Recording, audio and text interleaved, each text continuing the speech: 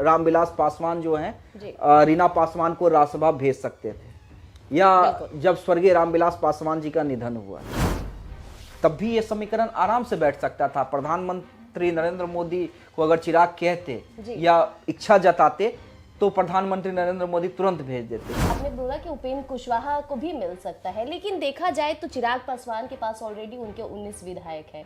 इसके बाद भी जब भी वो देखा गया है कि मोदी से या फिर एनडीए खेमे में जब भी डिमांड किए तो उन्हें बढ़ चढ़ के ही ऐसा कोई काम नहीं करेंगे जिससे मोदी या नीतीश अनकंफर्टेबल हो। चिराग पासवान इन सब चीजों में नहीं पड़ेंगे, छोटे मोटे चीज में कि परिवार से किसी को राज्यसभा भेज दें, किसी को विधान परिषद भेज दें, इन सब चीज में वो पड़ेंगे ही नहीं, क्योंकि उन्हें 30 के लिए अपने आप को सीएम का चेहरा प्रोजेक्ट करना है।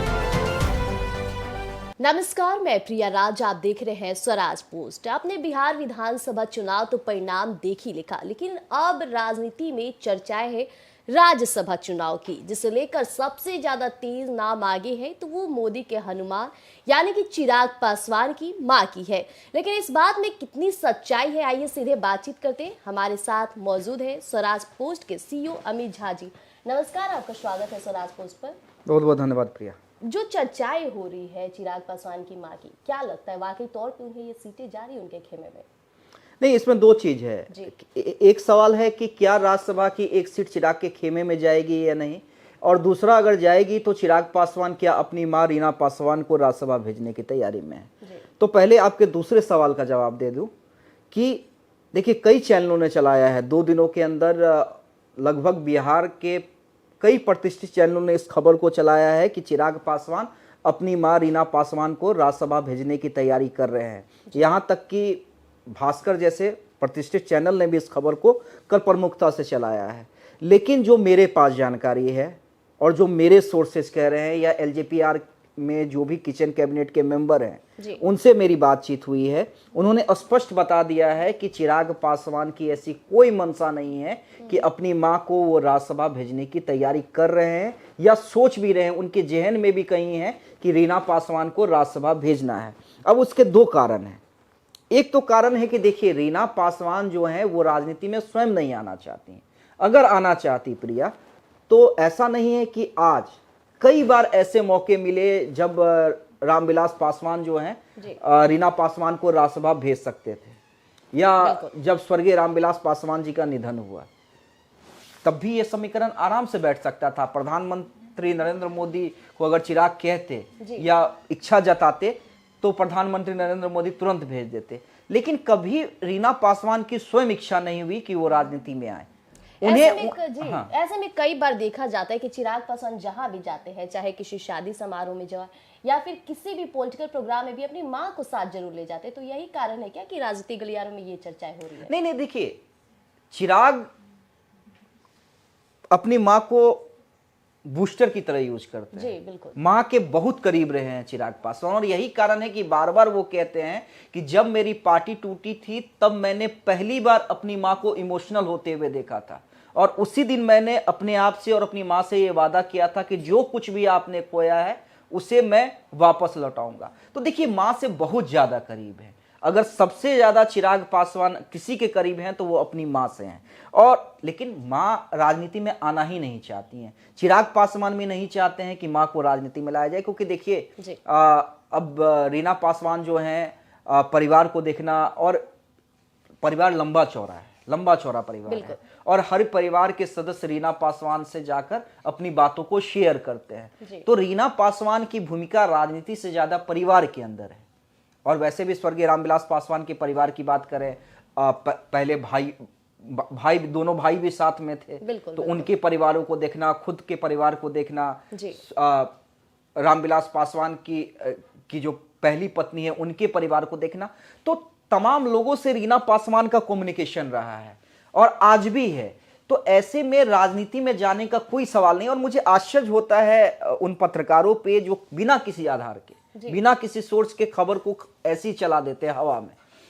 ना उनके पास कोई सोर्स होता है, ना कुछ होता है। अब दूसरा सवाल आपका ये था कि भाई क्या खाते में जाएगी, बिल्कुल क्या खाते में जाएगी, तो उसके पीछे भी देखिए समीकरण स्पष्ट है। मेरी जो बात हुई है, चिराग पासवान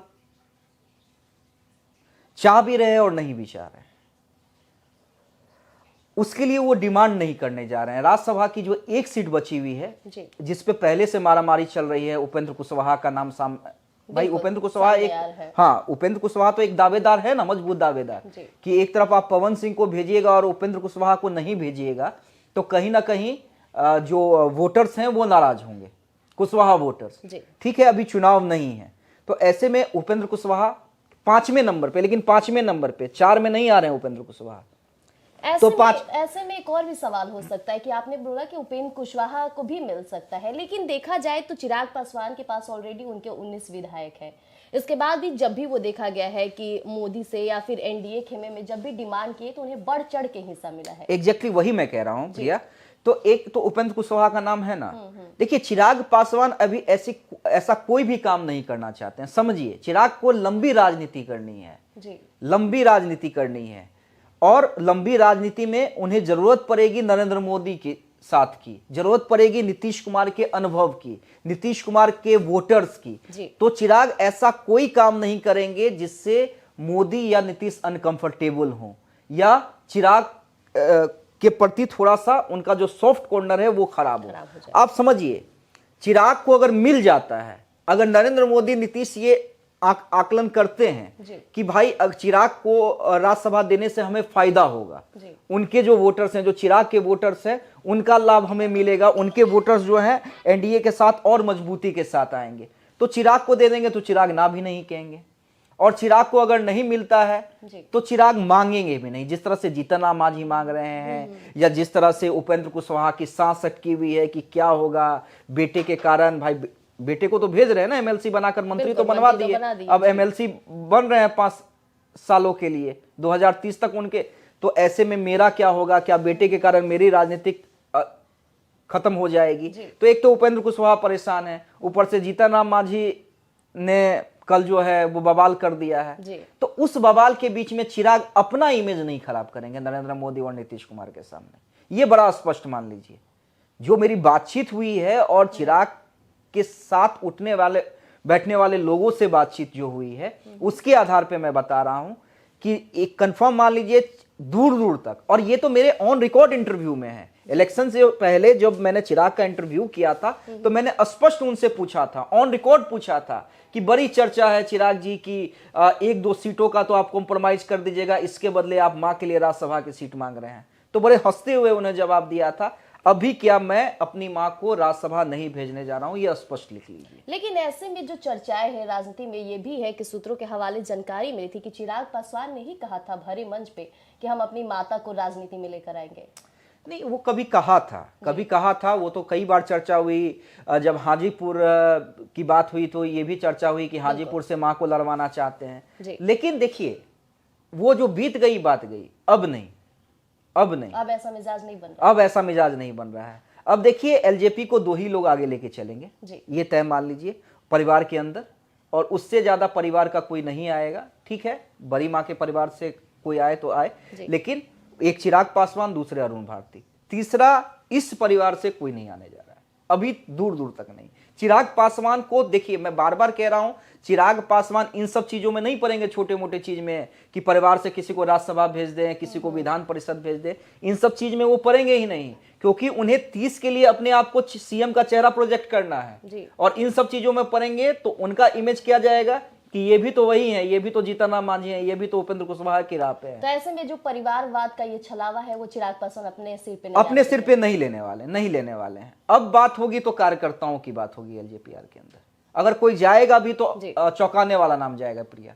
क्या हो सकता है, क्या अनुमान लग रहा है, कौन जा सकता है? अगर मिलेगा तो कोई चौंकाने वाला नाम रहेगा। मैंने फिर कहा कि मिलेगा या नहीं मिलेगा उसमें भी अभी ये है असमंजस। हाँ, मांगेंगे नहीं, मिल जाए तो अच्छी बात है, और अगर मिल जाता है तो उसमें कोई चौंकाने वाला नाम रहेगा। और वैसे भी तो चिराग को एमएलसी की सीटें भी तो मिलनी है ना, राज्यसभा की छोड़ दीजिए, एमएलसी की सीटें भी मिलनी है, उस पर भी कई दावेदार हैं। पार्टी में जो बड़े लोग हार गए हैं, जो कार्यकर्ता पहले से बैठाए हुए हैं कि भाई हमें विधानसभा में मौका नहीं मिला, विधान परिषद की कोटे की जो सीट आएगी उसमें हमें चिराग जी भेजेंगे, तो उसके बारे में भी चिराग को सोचना है। तो कहां वो राज्यसभा के फेर में फंसेंगे। विधान परिषद पे ज्यादा ध्यान चिराग पासवान का रहेगा। चलिए ये बात तो क्लियर होगी, लेकिन अब बात कर लेते हैं चिराग पासवान की। देखिए राजनीतिक गलियारों में ये भी चर्चाएं होती है कि चिराग पासवान जब भी मांगते हैं तो उन्हें बढ़ चढ़कर मिलता है। ये सोच की प्रवृत्ति पर आप क्या बोलिएगा? नहीं, मिलता इसलिए है क्योंकि चिराग का वोट है। चिराग ने मेहनत की है उसके पीछे, चिराग ने उसके पीछे मेहनत की है। आप देखिए ना, वही मैं कहता हूं कि जब चिराग से सब कुछ चला गया था तो क्यों गया था? क्योंकि चिराग जो है अपनी राजनीति को उन्होंने दिल्ली में समेट लिया था, पार्टी पे ज्यादा ध्यान नहीं दे रहे थे। पटना से ज्यादा वो दिल्ली में रहना पसंद करते थे। पार्टी चली गई हाथ से, लेकिन जब पार्टी चली गई हाथ से तब चिराग पासवान नेता हो गए। और नेता किस तरह से बने? तो भाई उन्होंने मिट्टी की सुगंध ली है। अगर किसी को नेता बनना है आज की डेट में जी, तो समझ लीजिए कि आपको धूल फांकना होगा, आपको जमीन से जुड़ना होगा, जनता से कनेक्ट होना होगा। तो चिराग पासवान ने अपने आप को उस हिसाब से तैयार किया है जी। तो भाई आपका वोट बैंक है, जनता आपको पसंद करती है। चिराग पासवान सीएम बनेंगे, अगर इसके नारे लगते हैं तो चिराग को जब भी मिलेगा ज्यादा मिलेगा, क्योंकि चिराग का वोट बैंक तो मिल रहा है ना एनडीए को जी। इस बार भी। आप देखिए, अगर वोट का समीकरण देखिए, आकलन कीजिएगा तो शिफ्ट हुआ है ना। जैसे कई लोग चर्चा कर रहे थे कि चिराग का वोट जो है वो नीतीश के कैंडिडेट को नहीं जाएगा, या नीतीश का जो वोट है वो चिराग के कैंडिडेट को नहीं जाएगा, लेकिन वोट शिफ्ट करवा दिया ना। और जिस नेता के पास अपना वोट शिफ्ट करवाने का पावर जिस दिन आ गया ना, उसी दिन वो नेता बन जाएगा। और जिस दिन वो नेता बन जाएगा उस दिन बिना मांगे आपको सब कुछ मिलेगा। और वही चिराग के साथ आज हो रहा है। मतलब चिराग पासवान का शांत होने का भी फायदा मिल जाता है, क्योंकि देख लीजिए कि जीतन राम मांझी चिराग शांत रहते नहीं है ना। देखिए चिराग के राजनीति को समझिए, खुद शांत रहते हैं ना, लेकिन अपने पार्टी के नेताओं से बुलवा देते हैं ना जब उन्हें चाहिए होता है। तो अरुण भारती बोल देते हैं ना, राजेश वर्मा बोल देते हैं ना, धीरेन्द्र मन्ना बोलते हैं ना। चिराग तो शांत ही रहते हैं। चिराग ने कब मंच से आके सामने से मांगा है? चिराग ऑन टेबल डिमांड करते हैं। लेकिन ये जो राज्यसभा मामला है उसमें कोई डिमांड नहीं होने जा रहा है जी। मिल गया तो फिर चौंकाने वाला नाम सामने आएगा। तो तमाम सवाल थे। लगातार चिराग पासवान की माता रीना पासवान का नाम चर्चाएं में थी, लेकिन स्वराज पोस्ट के सीईओ अमित झा ने बातें क्लियर कर दी कि वाकई तौर पे जो भी नाम सामने आएंगे वो चौंकाने वाले होंगे। तो जाइएगा मत, यूं ही बने रहिएगा हमारे साथ। जल्द ही अपडेट लेकर कुछ नया आएंगे। तब तक के लिए धन्यवाद।